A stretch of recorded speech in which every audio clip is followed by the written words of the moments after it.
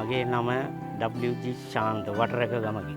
මම මේ ඉඩම අරගෙන අවුරුදු 2ක් වගේ වෙන්නේ. අලුතෙන්. ඊට පස්සේ මම මේ ඉඩම ගන්නකොට තැනින් තිබුණේ. මේ ඊට පස්සේ මම අරගෙන මේක සුද්ධ කරලා සම්පූර්ණයෙන්ම කුරුඳු වගාවට මුල් තැන දුන්නා. ඊළඟ මම ඒ වගාවේ තිබිට මේ වාර ඒවත් සාමාන්‍ය මට්ටමකට දාගෙන ඊට පස්සේ පොර වර්ග මං යොදාගත්ත එකක් පොර වර්ග.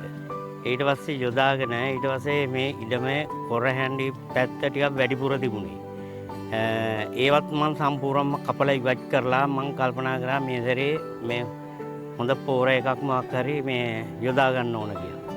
පස්සේ මේ ගුරගස් මංහන්දිය ගොවි ජන සේවා එකේ වැඩ කරන මිස් කෙනෙක් ඉන්නවා උනා මං ගිහිල්ලා. එයා හම්බෙලා එයාට විස්තරය කිව්වම එයා මට උපදෙස් දුන්නා මේ වගාව සරු කරගන්න විදිය.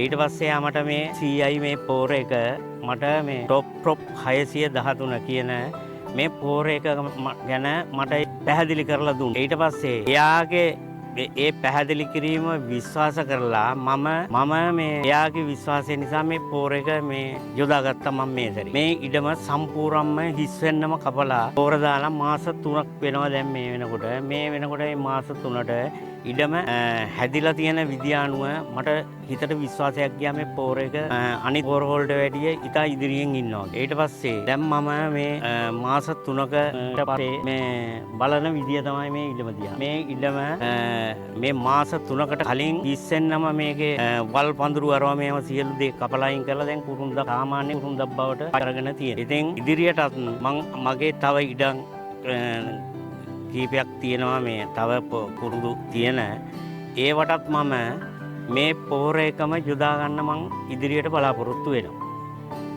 ඊට කියන්න තියෙන්නේ මේක ගැන අර තක්සේරු කර බලන්න නැතුව මේ පෝර එක ඔබ මේ අනිත් ගොවි මහත්තුරුන්ටත් මං කියනවා මේ පෝර එක දාලා තමන්ගේ මේ නිසි ආදායමක් ගන්නත් තමන්ගේ භෝගේ සරු කරගන්නත් 100%ම කැප වෙන්න ගියා මට තියෙන අත්දැකීම් අනුව.